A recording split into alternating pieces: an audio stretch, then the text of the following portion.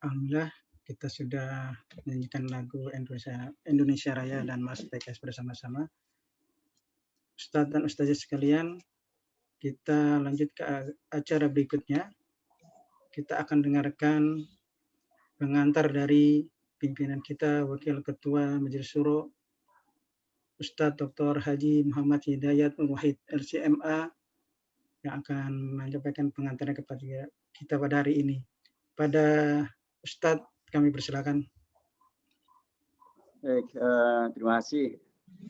Ikhwan dan akhwat sekalian, pimpinan Partai Keadilan Sejahtera dan anggota Partai Keadilan Sejahtera, keluarga besar Partai Keadilan Sejahtera di Jakarta Selatan. Sama kita ada kita Sekarang Hidayatullah LC, kemudian Ketua Umum DPD Partai Keadilan Sejahtera di Jakarta Selatan.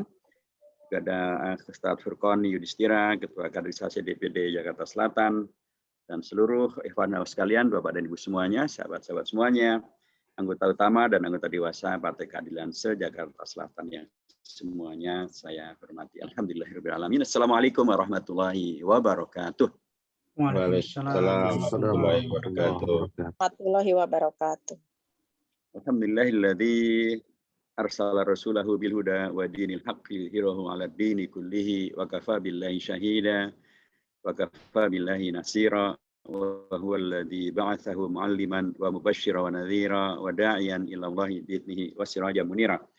Alhamdulillahilladzi farada 'alaina as-siyama fi syahri Ramadan, syahr Ramadan alladzi unzila fihi al-Qur'an hudal linnas wa bayyinatin minal huda wal furqan.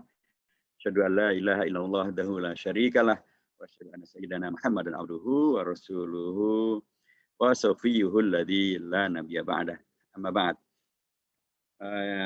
Bapak dan Ibu sekalian, ikhwan dan akhwat sekalian, para keluarga besar Partai Keadilan Sejahtera, anggota utama, anggota dewasa,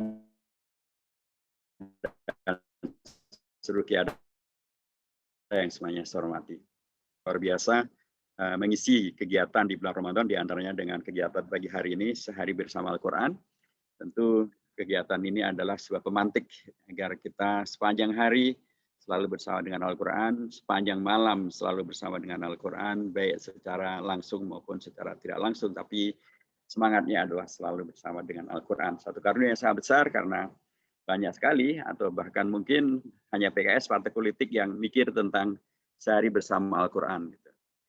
Yang mikir tentang bagaimana agar para kadernya, para anggotanya selalu berada dalam karunia Allah yang sangat besar karena kedekatannya dengan Al-Quran. Yang buat kebijakan bahkan di absen gitu ya. Bagaimana agar para kadernya betul-betul mempunyai komitmen untuk selalu berada dalam bimbingan Allah SWT, karena Al-Quran adalah hudal lil muttaqin, tapi juga agar selalu mendapatkan dengan itu semangat dan pencerahan yang tidak pernah berhenti, karena Al-Quran sesungguhnya adalah nurun dan menjadi mubin yang selalu kemudian pun juga menjelaskan. Ikhwan sekalian, Bapak dan Ibu yang saya hormati, agar kemudian bulan Ramadan kita yang Syahrul Quran ini betul-betul bisa kita jadikan sebagai pemantik ya, sebagai titik tolak, sebagai penyegar, sebagai penyemangat untuk kehidupan selanjutnya selalu bersama dengan Al-Quran. Saya kira apa yang dinasihatkan oleh para ulama terkait dengan metode dan atau cara-cara atau fikih ta'amul, berinteraksi dan memahami Al-Quran penting untuk kita cermati. Sehingga dengan demikian ketika sejak dari awal kita berinteraksi dengan Al-Quran, kita mengerti bagaimana cara-cara efektif untuk kemudian kita betul-betul bisa membersami Al-Quran, dibersami oleh Al-Quran, mendapatkan berkah dari Allah, mendapatkan seluruh fadilah, seluruh manfaat, seluruh dampak daripada kalau kita bersama dengan Al-Quran. Paling tidak ada beberapa yang perlu kita pertimbangkan.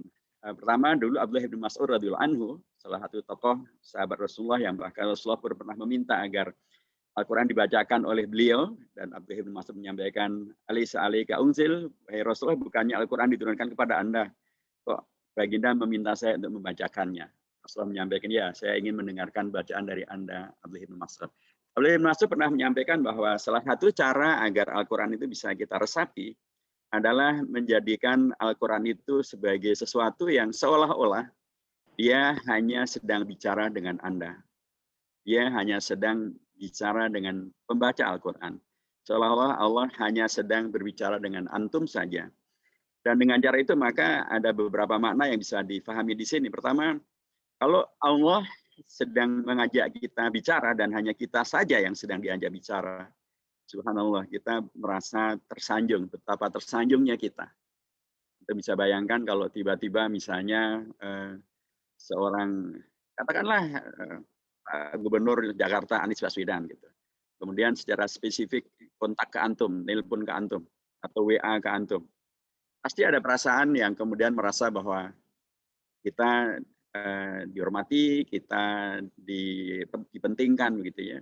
Bagaimana kalau ayah kita atau ibu kita atau suami kita, istri kita kemudian secara khusus ngajak kita bicara. Tentu itu suatu hal yang sangat spesial. Suatu hal yang sangat membanggakan dan menyelamat dan menyegarkan dan menyenangkan. Bayangkan kalau itu yang mengajak bicara Anda, antum semuanya adalah Allah Subhanahu wa taala. Apa tidak sangat luar biasa itu nilainya?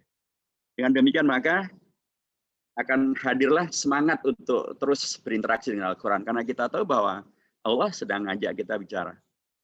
Dengan demikian maka kita akan pasti mempersiapkan yang terbaik supaya bisa berinteraksi dengan Allah. Lah yang ngajak bicara adalah Allah, yang Dat yang maha segala-galanya, yang Rahman, yang Rahim, yang Alimun, Hakim, Dat yang maha hakim, yang maha berkuasa, Dat yang maha segala apa yang kita bayangkan, Allah adalah yang maha terbaik di sana. Kita pasti karenanya akan mempersiapkan diri dengan cara yang terbaik.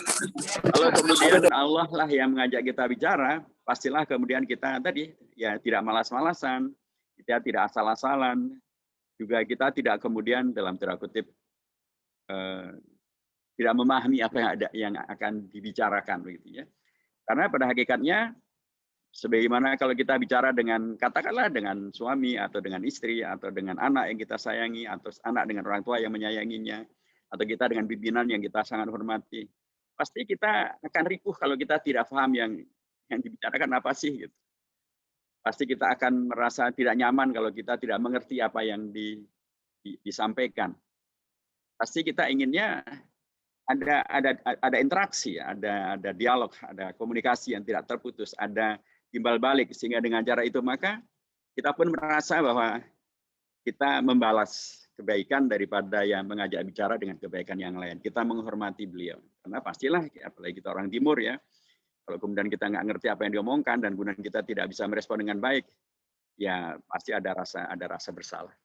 Jadi dengan metode yang pertama ini membuat kita menjadi pertama tadi mempersiapkan diri dan tersemangati untuk terus-menerus bisa berinteraksi dengan Al-Quran, karena kita tahu Al-Quran sedang memerintahkan kepada kita untuk berbicara dengan Allah Subhanahu wa taala.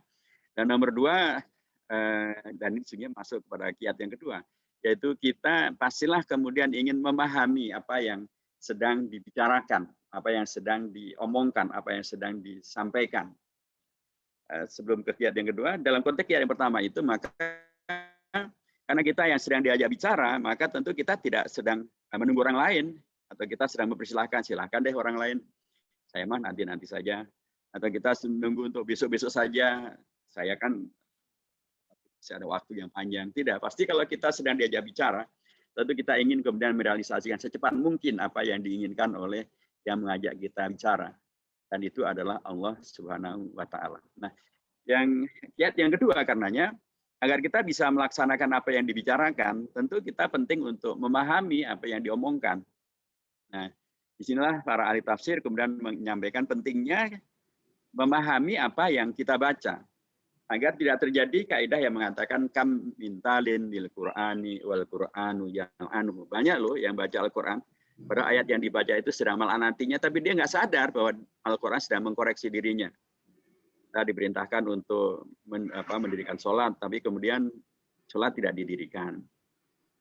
Dilarang untuk minuman keras dan atau berjudi, tapi tetap saja minuman keras, berjudi dan berzina.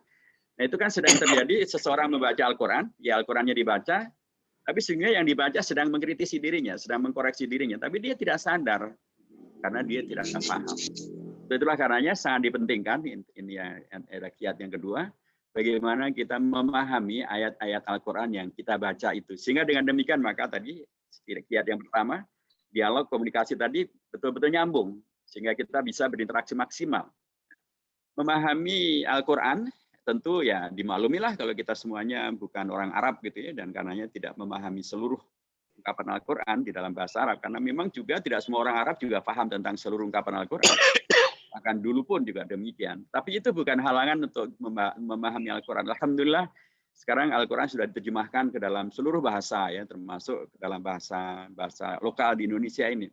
Terjemahan ke dalam bahasa Sunda sudah ada, terjemahan ke dalam bahasa Jawa sudah ada, terjemahan ke dalam bahasa Madura sudah ada, ke dalam bahasa Bugis sudah ada. Mungkin yang belum ada malah terjemahan ke dalam bahasa Betawi gitu ya. Mungkin karena bahasa Betawi dianggapnya sama dengan bahasa Indonesia, jadi tidak perlu penerjemahan ke dalam bahasa Betawi. Artinya, kalau kita kemudian menginginkan atau kita merasa ada keterbatasan dengan bahasa Arab kita untuk memahami Al-Quran, sudah ada terjemahnya. Ya kalau kita ingin gagah-gagahan atau kita ingin yang intelektual gitu ya, atau yang modern lah kayak gitu, maka Al-Quran Boy juga diterjemahkan sudah ke dalam seluruh bahasa dunia gitu. Bahasa Inggris banyak sekali, bahasa Prancis juga demikian, bahasa Jerman, bahasa hatta bahasa China, bahasa Korea pun sudah ada terjemahannya. Jadi tidak ada alasan untuk tidak memahami Al-Quran karena seluruh perangkat untuk memahami sudah ada. Terjemahannya sudah tergelar di mana-mana. Jadi karenanya sangat baik kalau orientasi kita menghatamkan Al-Quran, juga orientasi menghatamkan pembacaan terhadap terjemah Al-Quran. Ya. Termasuk juga nanti step berikutnya, dari pemahaman itu bagaimana kemudian kita bisa mengamalkan. Karena tentu saja kalau kita sudah paham, dari tidak paham, kemudian kita sudah berubah menjadi paham, tentu setelah paham kita dipentingkan untuk bukan hanya paham dan selesai, paham dan kemudian tidak ngapa-ngapain gitu ya. Paham tentu adalah untuk didakwahkan, untuk diamalkan, untuk didakwahkan, untuk dibela, untuk disebarluaskan. Karena kaidah di pesantren kita dulu mengatakan ilmu bila amalin kasyajari bila samarin. Ya. Kalau kita punya ilmu, termasuk ilmu tentang Al-Quran, pemahaman tentang Al-Quran tapi tidak diamalkan, maka dia adalah ibarat kalau di Jakarta mungkin istilahnya si mangga udang gitu ya. Pohonnya tinggi, buahnya jarang, tapi dalam nyanyian Betawi dibilangnya paling enak, padahal itu kan paling nggak enak sesungguhnya. Jadi tentu karenanya setelah kita memahami, ya kita, karena Al-Quran memerintahkan untuk kemudian mengamalkan, maka tentu orientasi kemudian adalah mengamalkan. Nah, di dalam Al-Quran, nah ini yang juga penting untuk dicatat, di dalam Al-Quran itu ayat-ayatnya kadang-kadang dalam tanda kutip saling melengkapi dan saling menerangkan antara satu dengan yang lainnya. Karenanya bila kemudian ada ungkapan-ungkapan Al-Quran yang antum kemudian atau munculkan tanda tanya atau antum menjadi ragu bagaimana menyimpulkannya, jangan lekas disimpulkan. Catat saja, kemudian tanyakan kepada Ustadz yang mengerti betul tentang tafsir Al-Quran, tentang ilmu-ilmu Al-Quran supaya diberikan pemahaman yang benar. Karena apalagi sekarang di era postmodernisme atau bukan post-truth gitu ya, itu banyak sekali pemahaman terhadap Al-Quran yang dipahamkan dengan cara yang menyimpang. Ya, misalnya sekarang puasa. Kan ungkapan Al-Qurannya ya ayyuhalladzina amanu kutiba alaikumusiyam. Kutiba itu kan dituliskan. Ini keteleknya gitu ya, kutiba kitab itu ada buku, kitabah ada tulisan, kutiba itu dituliskan. Sehingga ada yang kemudian kelompok jil liberalis yang kemudian mengatakan bahwa apa benar sih puasa itu wajib? Kan ungkapan Al-Qurannya bukan furido, bukan difardukan, bukan juga ujiba, diwajibkan, tapi kan hanya kutiba. Sehingga mereka seolah-olah mendapatkan pembenaran nih. Kita kan lagi berada di era saingan pasar pada tingkat global.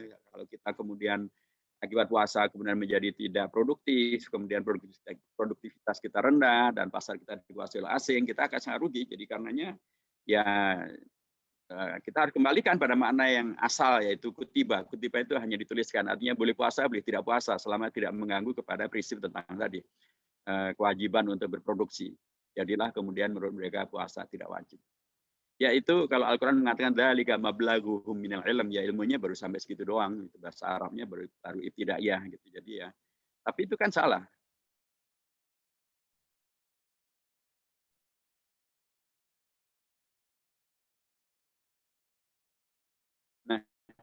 Supaya kemudian antumnya kelompok-kelompok yang kemudian menjadi bermasalah seperti ISIS, dulu Khawarij misalnya, yaitu karena memahami Al-Quran dengan sepotong-sepotong, tidak seutuh-utuhnya. Masuk liberalis tadi itu juga demikian, sama saja. Bahkan ada yang mengatakan dengan tafsir dohirinya yang liberalis, la taqrabu zina, yang tidak boleh kan hanya mendekati zina. Kalau melaksanakan kan tidak dilarang. Ini kan kacau yang lain. Jadi begitulah, bahkan kalau di Jogja ada yang mengatakan la taqrabu zina, yang nggak boleh itu adalah zina di hari Rabu. Kalau di luar hari Rabu tidak boleh, kan la taqrabu. Kan setelah itu kan bukan Rabu ya, jadi boleh. Tentu itu kacau-kacau yang lain. Nah, kacau-kacau ini penting untuk kemudian antum, apalagi kalau nanti bicara tentang hukum ya, itu akan lebih banyak lagi kembangan masalahnya. Karenanya sangat penting untuk bila antum membaca terjemahan Al-Quran dan atau sebagian daripada tafsir Al-Quran, tapi antum merasa ada sesuatu yang mengganjal nih. Kayaknya manhaj kita nggak begitu deh. Kayaknya apa yang selama ini kita hidupi tidak demikian. Ini bagaimana sesungguhnya? Segeralah antum catat saja. Kemudian antum tanyakan kepada Ustadz yang kalau Al-Quran mengatakan fas'alu ahla dzikri in kuntum la ta'lamun. Bertanyalah kepada yang memang mempunyai ilmu pengetahuan yang cukup kalau kita tidak paham tentang sesuatu yang sedang kita bicarakan. Jadi memahami Al-Quran yang dipentingkan, target menghatamkan Al-Quran penting, tapi juga target memahami Al-Quran juga sangat dipentingkan. Jangan sampai sudah sekian puluh kali kita hatam Al-Quran, tetapi terjemahannya tidak kita pahami. Dan terutama sekali terjemahan terhadap ayat-ayat Al-Quran maupun surah-surah Al-Quran yang kita baca, kita pergunakan di dalam sholat. Itu umumnya ada di juz 30. Itu satu hal yang mutlak, bahkan mungkin sebagian ulama bahkan mengatakan wajib gitu ya. Karena itu terkait dengan sesuatu yang anggar dengan cara itu kewajiban bisa kita laksanakan dengan benar. Malah yatimul wajib illa bihi fahuwa wajib. Kita diperintahkan untuk sholat, itu adalah kewajiban. Sholat yang khusyuk juga adalah wajib. Untuk bisa sholat yang khusyuk, kita harus paham dengan apa yang kita baca. Karena memahami apa yang kita baca juga menjadi wajib. Jadi sangat dipentingkan agar minimal juz 30 kita paham betul ya seluruh makna daripada apa yang ada dalam juz 30. Supaya dengan demikian maka sholat kita pun semakin interaktif, sholat kita pun bisa semakin khusyuk, doa kita pun juga bisa semakin maksimal. Ya, doa-doa pun juga penting sekali lagi juga dimengerti tentang maknanya. Supaya dengan cara itu maka kita akan bisa lebih maksimal berinteraksi dengan Al-Quran. Yang ketiga, ini disampaikan oleh Imam Al-Ghazali. Disampaikan bahwa untuk berinteraksi dengan Al-Quran, maka jadikanlah Al-Quran itu ibarat cermin, kata beliau.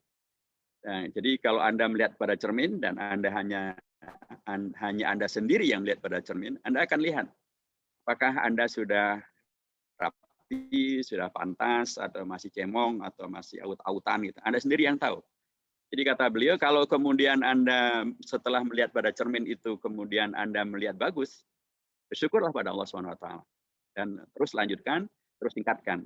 Tapi kalau setelah Anda melihat ke dalam cermin, dan ternyata di sana Anda tampil tidak rapi, masih aut-autan, masih kelihatan baru bangun tidur, ya, tidak sebagaimana yang lazimnya, maka kata beliau, ya nggak usah itu dalam ungkapan bahasa Indonesia kita yang populer, buruk muka cermin dibelah. Nggak perlu cermin diambil kemudian Anda banting. Yang diperlukan adalah segeralah memperbaiki diri, pantaskan diri, rapikan diri supaya Anda tampil baik di depan cermin. Dan kata beliau kalau cermin itu lama tidak dipakai, maka yang akan hinggap di cermin adalah debu. Dan lama-lama debu itu akan semakin tebal sehingga lama-lama tidak bisa dipergunakan sebagai cermin dan lama-lama malah cermin itu menjadi tempat berhimpunnya ya, mungkin virus, mungkin penyakit, mungkin beragam hal yang tidak menghadirkan kehidupan yang sehat. Nah kata beliau, jadikanlah Al-Quran sebagai cermin. Jadi ketika Anda membaca Al-Quran, Anda sedang melihat diri Anda. Dan yang tahu ya kan hanya Anda saja dengan cermin, dengan Allah SWT tentu saja. Sebagaimana Anda bercermin. Ya kita bercermin dan kita melihat ya diri kita yang tahu tentang apa yang ada di sana. Begitu juga ketika kita membaca Al-Quran. Kata beliau, ketika Anda sedang membaca Al-Quran, Anda bercermin. Al-Quran mengatakan iya karena abudu iya karena stain dan Anda sudah melakukan itu, maka kata beliau syukurlah dan kemudian lanjutkan. Tapi kalau Al-Quran yang Anda baca dalam setiap sholat iya karena abudu iya karena stain, tapi Anda belum beribadah kepada Allah karena Anda masih beribadah kepada yang lain-lain dan Anda belum pernah minta tolong kepada Allah karena Anda merasa paling hebat sedunia, maka kata beliau tidak perlu kemudian tadi cermin. Jadi Anda kan kemudian terlihat di situ. Anda melihat diri Anda belum sesuai dengan apa yang seharusnya. Anda terlihat sebagai sesuatu yang tidak wajar. Karenanya kata beliau, nggak usah kemudian cermin itu Anda ambil dan Anda banting. Tidak usah Al-Quran Anda campakkan. Tidak usah Al-Quran kemudian Anda simpan di lemari dan kemudian tidak dilihat lagi. Karena kalau itu terjadi, maka semakin lama malah tidak bisa menjadi cermin, karena Anda kemudian semakin hati Anda semakin membatu, dan bahkan karenanya akan semakin menjadi sarang penyakit. Nah, dengan demikian maka ketika Al-Quran menjadi cermin, maka kita bisa melihat nilai kita secara langsung gitu ya, diri kita dengan Al-Quran yang adalah cara Allah mengajak kita berkomunikasi, dan komunikasi itu sudah bagus karena kita mengetahui bagaimana maknanya. Kemudian kita melihat kita sudah ada di mana nih. Kalau kita sudah bagus, syukuri dan lanjutkan. Oh, yang tahu kita sendiri gitu ya. Tapi kalau kita tidak bagus, oh, yang tahu kita sendiri. Kita diperintahkan untuk istighfar, tapi kita tidak pernah istighfar. Kita diperintahkan oleh Allah untuk mendirikan sholat misalnya, tapi kita tidak mendirikan sholat. Kita diperintahkan oleh Allah untuk tahun al-birri wa taqwa, tapi kita tidak tahun al-birri wa taqwa. Kita diperintahkan untuk tawasul haq, tawasul sabar. Kita diperintahkan untuk wajahidu fillahi haq wa jihadi, untuk bermujahadah secara sebenarnya, untuk wajahidu bi amwalikum wa anfusikum dan seterusnya, tapi kita belum melakukan dengan sebaiknya. Maka kata Allah, Anda yang tahu tentang diri Anda, segeralah kemudian perbaiki. Tidak perlu cermin itu dibelah, tidak perlu kemudian Al-Quran ditinggalkan.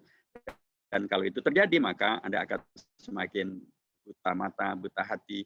Cermin itu pun akan semakin tidak bisa Anda gunakan sebagai cermin, karena sudah terlalu banyak debu yang ada di sana.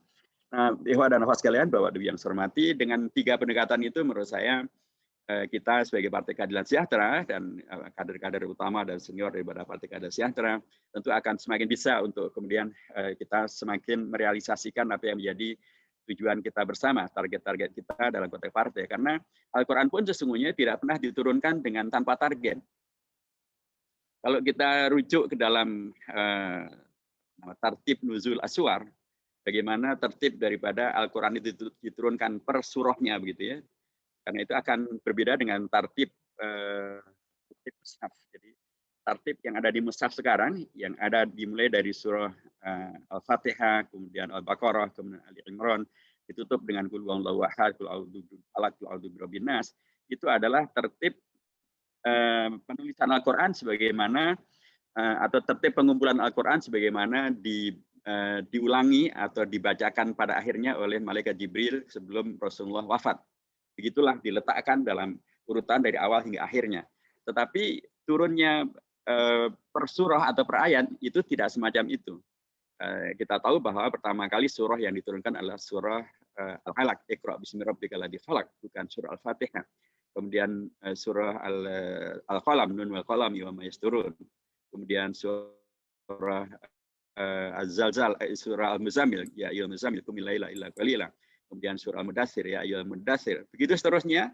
Dan awal surah pada periode Madaniyah adalah surah Al-Baqarah, di mana kemudian Allah mengajarkan kepada Rasulullah tentang bagaimana tipologi masyarakat di kota Madinah, di kota di mana beliau mendirikan negara Madinah atau masyarakat Madani. Kemudian akhir daripada surah itu adalah bukan surah An-Nas. Surah An-Nas adalah yang terakhir dalam modifikasi dan atau penulisan dalam Quran yang dibukukan. Tapi surah yang terakhir adalah bukan ayat yang terakhir adalah al-yauma akmaltu lakum dinakum wa atmamtu alaikum ni'mati wa raditu lakum Islam madinah. Tapi surah yang terakhir dalam konteks surahnya adalah surah An-Nasr, idza jaa nasrullahi wal fath. Fara'aitan nas yadkhuluna fi dinillahi afwaja fastaghfir bihamdi rabbika astaghfirhu innahu kana tawwaba. Apa makna daripada turunnya ayat Al-Qur'an dengan kondisi semacam ini?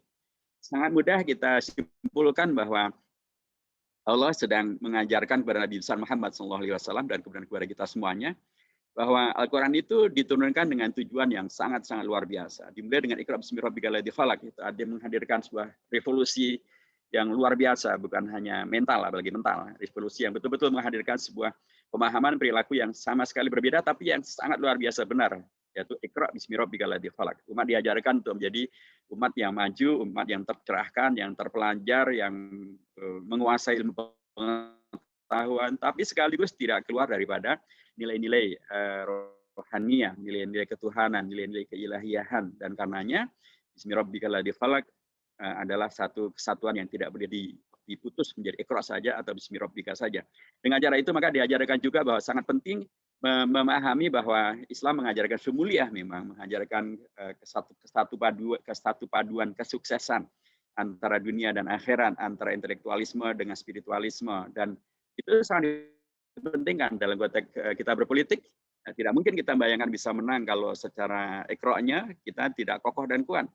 Kalau para kader-kadernya atau partainya tidak mengembangkan sikap berpolitik atau sikap berbangsa dan bernegara yang intelektual. Yang kita kembangkan adalah sikap berbangsa dan bernegara yang anti intelektualisme, yang kemudian menutup diri dan menutup mata dari seluruh perkembangan ilmu pengetahuan yang ada, dan kemudian tidak tidak mampu untuk menyesuaikan dan atau bahkan mengarahkan perkembangan sosial, ekonomi, politik, perdagangan, bisnis dan lain sebagainya.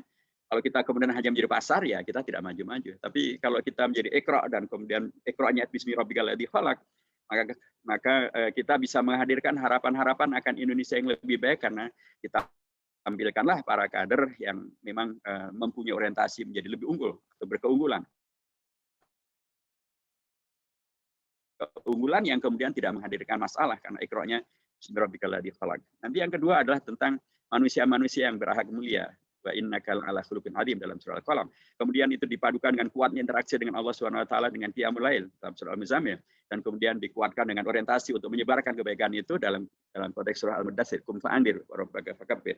Nah, ujung akhir daripada ini semuanya adalah bukan untuk kemudian menjadi bermasalah, tapi untuk kemudian menjadi sukses. Itulah karena dimulai dengan surah Al-Baqarah,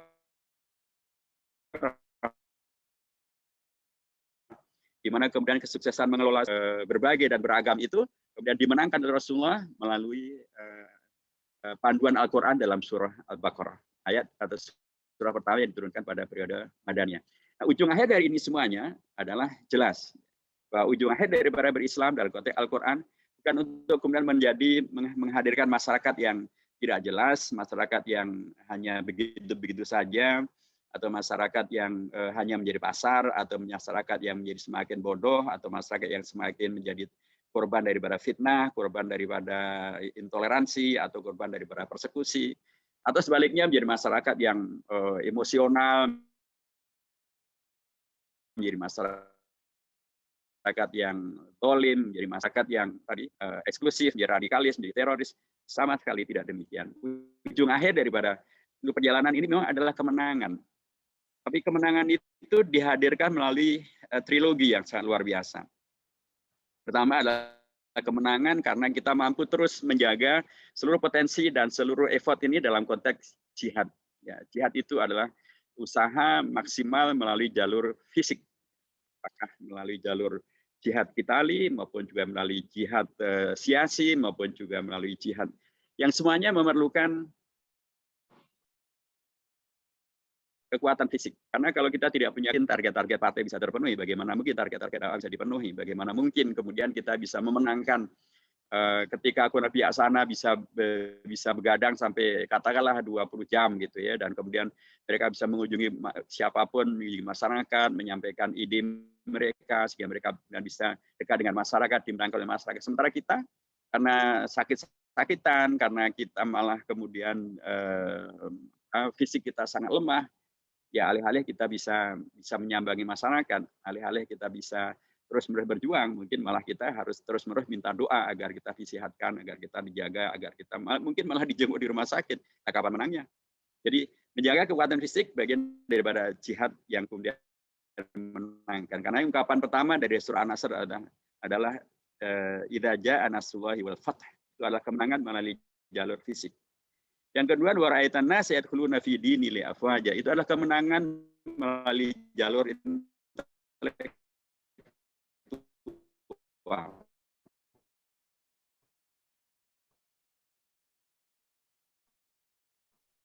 Melalui jalur ijtihad. Jadi kan di mana dengan ketertarikan dan atau menghadirkan simpati, empati dan dukungan daripada masyarakat atau pihak-pihak yang tadinya belum mengenal Islam, yang tadinya belum mendukung perjuangan daripada Islam dan partai Islam.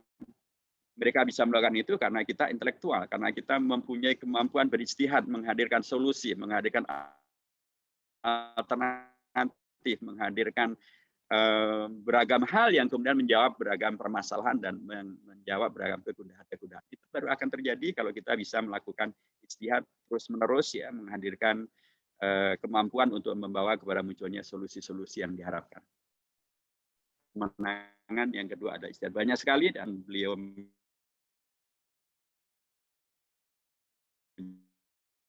menjadi ateis hanya karena beliau mendapatkan Al-Quran yang amat sangat menjawab tantangan.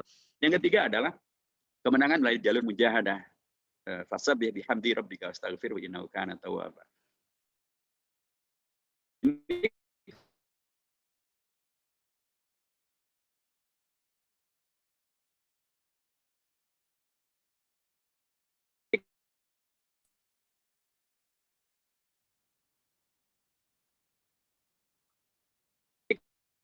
Kemenangan mujahadah, kemenangan spiritual. Orang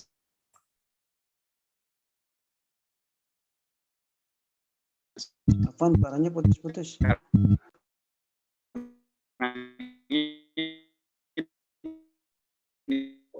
Suaranya Ustadz putus-putus. Kayak robot.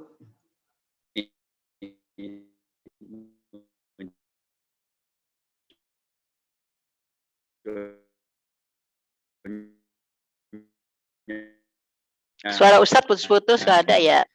Apa namanya? Kamera yang lain tidak mungkin orientasi.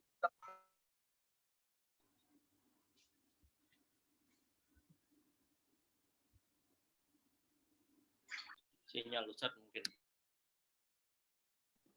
Kenapa demikian? Sinyalnya tadi baik-baik aja. Saya lanjutkan ya, sedikit lagi insya Allah. Jadi menghadirkan orientasi untuk tasbih, tahmid, istighfar itu tidak mungkin orientasinya kelompok radikalis, tidak mungkin orientasinya kelompok ekstremis, kelompok apa namanya teroris, kelompok eksklusif, nggak mungkin. Kalau orang orientasinya ada tasbih, tahmid, istighfar, itu dia terbangun dengan jiwa dan dengan spiritualitas yang sepenuhnya membawa kepada sikap hidup yang serba baik, sikap hidup yang berorientasi kepada perbaikan, sikap hidup yang berorientasi mengapresiasi pihak yang lain. Karena kalau orang terbiasa dengan ungkapan subhanallah, itu nggak mungkin dia adalah seorang yang arogan gitu ya. Kalau orang terbiasa dengan sikap alhamdulillah, itu tidak mungkin orang yang orientasinya adalah menihilkan yang lain. Kalau orientasinya adalah kita itu adalah generasi yang istighfar, tidak mungkin dia adalah orang yang merasa benar sendiri dan kemudian karenanya menjadikan yang lain sebagai kafir, sebagai bid'ah, sebagai musyrik, sebagai apa namanya hal yang kemudian menjurus kepada tadi radikalisme, terorisme. Tidak mungkin. Dan kalau kemudian dunia ini kemudian antipati dengan yang disebut dengan terorisme, ekstremisme dan lain sebagainya, maka sebaliknya dunia juga akan suka.